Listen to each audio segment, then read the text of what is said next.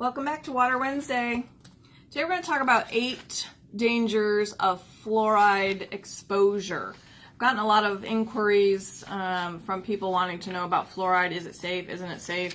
Not that everyone can't Google and find out, but so I came across this list because I am not a scientist or a doctor and I'm not a water expert. I am just the water lady. So I came across this list from Global Healing Center, and I thought it was really relevant to fluoride and the dangers, and I thought it was a great example of things that we don't even think about in our day-to-day life when we're consuming tap water that may have fluoride in it. So I'm just going to run through these items on this list really quick and just give you a quick sentence on each of them.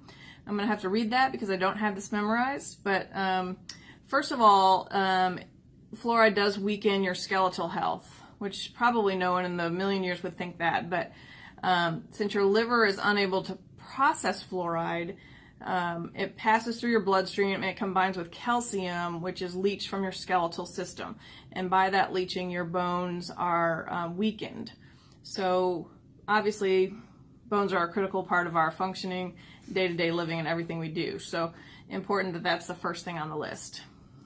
Second, it's been shown to cause calcification of cartilage, which causes arthritis. We need that joint health, and staying away from fluoride is a key component to decreasing that inflammation. It's also toxic to your thyroid, and it's in a family of compounds called halogens. And it's toxic to your thyroid. It inhibits your thyroid function and also causes cell death of those thyroid cells. So people who suffer with thyroid disease, I myself suffered with it for 10.5 years.